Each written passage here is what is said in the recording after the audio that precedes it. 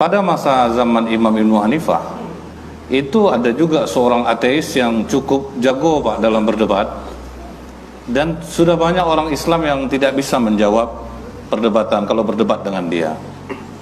Nah, sampai akhirnya dia sudah merasa betul-betul tidak ada lagi yang bisa mengalahkan dia. Tapi kali ini berbeda. Dia menantang di tengah lapangan, dikumpulkan orang. Kalau kita kan sekarang misalnya Profesor Dr. Zakir Naik, dia undang orang, dia yang tidak terkalahkan. Jadi pada masa Imam Ibnu Hanifah ada orang ateis yang tidak terkalahkan kalau berdebat. Nah, jadi waktu dia menantang orang untuk berdebat, yang mengiyakan waktu itu Imam Ibnu Hanifah. Waktu itu masih sangat muda umur beliau. Jadi di tengah keramaian itu, posisi orang ini dia duduk di atas mimbar, tegak di atas mimbar, dan orang Islam di bawah. Dan Imam Ibnu Hanifah berdiri untuk melayani tantangan dia. Kata Imam Ibnu Hanifah, apa yang akan kau perdebatkan? Jadi pertanyaan dia yang pertama apa, Pak? Pada tahun berapa Tuhan kalian itu dilahirkan? Itu pertanyaan orang ateis ini. Kata Imam Ibnu Hanifah, lam yalid wa lam yulad. Allah tidak beranak dan tidak pula diperanakkan. Itu jawaban agama kalian.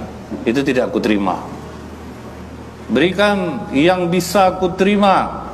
Masa sesuatu yang ada, pasti ada yang melahirkannya. Jadi kira-kira kapan Tuhan kalian itu lahir? Kemudian jawaban Imam Ibnu Hanifah, Allah itu ada sebelum adanya sesuatu. Tuhan tahu tidak tentang perhitungan? Kata Imam Ibnu Hanifah. Ya, aku tahu tentang ilmu hitung. Angka berapa sebelum angka 1? Tidak ada angka apa-apa. Kalau belum ada angka 1, sebelum angka 1 tidak ada angka yang lain mendahuluinya, kenapa Tuhan heran kalau sebelum ada Allah memang tidak ada awalnya? Buktinya sebelum angka 1 tidak ada angka lain, Tuhan nggak komplain. Ini kok Tuhan berani mempertanyakan Allah. Kalah dia dengan debat dia yang pertama. Karena ternyata sebelum angka 1 juga tidak ada angka, tapi orang tidak pernah komplain. Malah Allah yang dipertanyakannya. Allah itu kapan lahirnya? Sementara yang tidak ada angkanya sebelum angka 1 saja orang tidak komplain. Baik, kata orang ateis ini. Jadi di mana kira-kira Tuhanmu itu berada sekarang? Karena sesuatu itu pasti ada tempatnya. Dan pertanyaan seperti ini, Pak, sering juga dipakai orang di zaman sekarang. Di mana tempat Tuhan itu?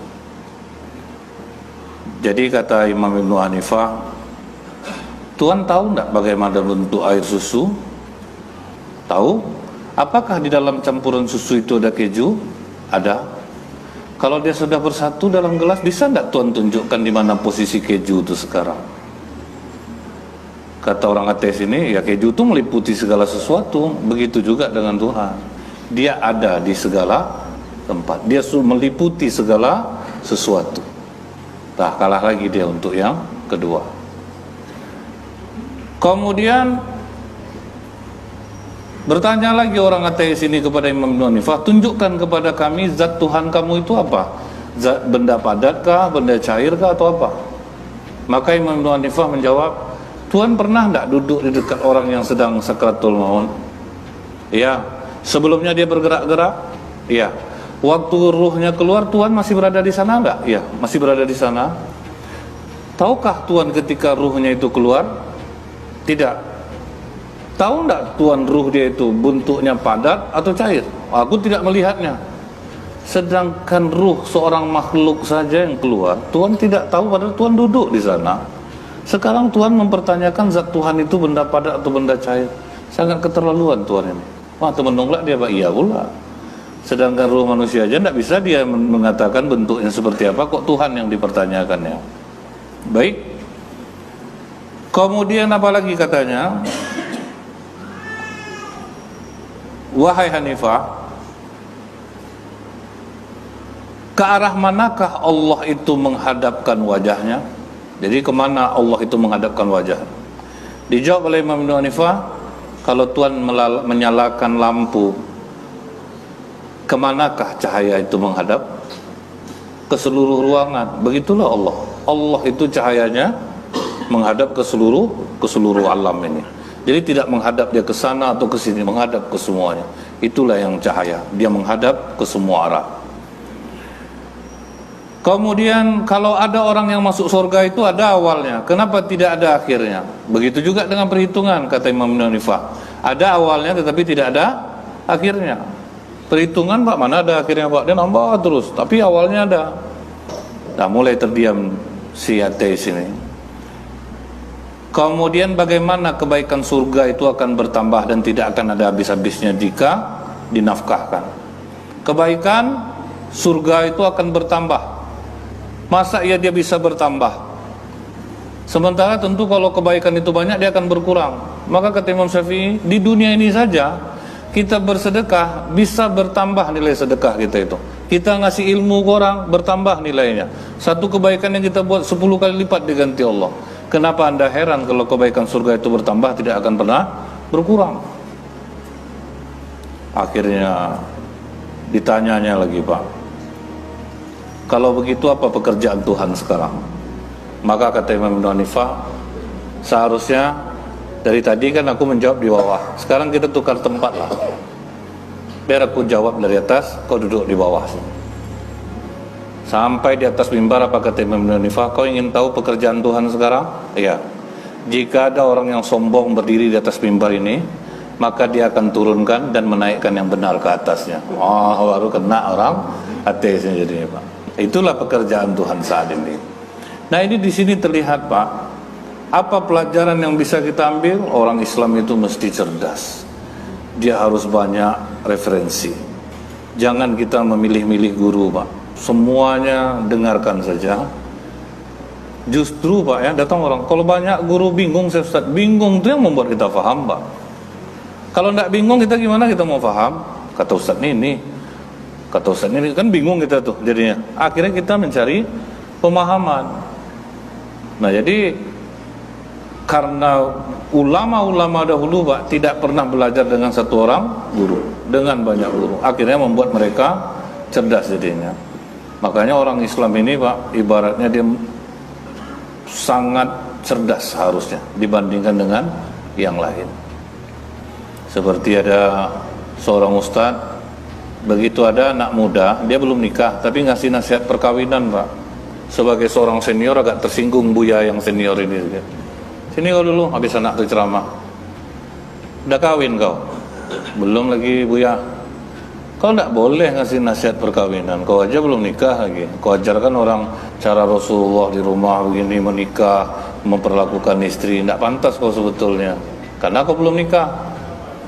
Hari itu saya nengok Buya ceramah kematian Buya, padahal Buya belum pernah mati. Nah, itu namanya ilmu mantik, Pak. Nah, jadi masa orang kalau belum nikah tidak boleh dia ceramah tentang nikah? Kalau memang dia tahu, paham, apa pula salahnya? Tapi yang pernah nanya ke saya itu pernah tuh, Pak, boleh enggak Ustaz kita bawa handphone yang ada aplikasi Al-Quran ke dalam WC? Saya bilang boleh, tapi jangan buka aplikasi Qurannya, karena Quran itu sudah tersimpan di memori HP itu, memori internalnya, di otaknya tibanya. Jadi jangan dibuka, kalau dibuka kita dosa, Pak.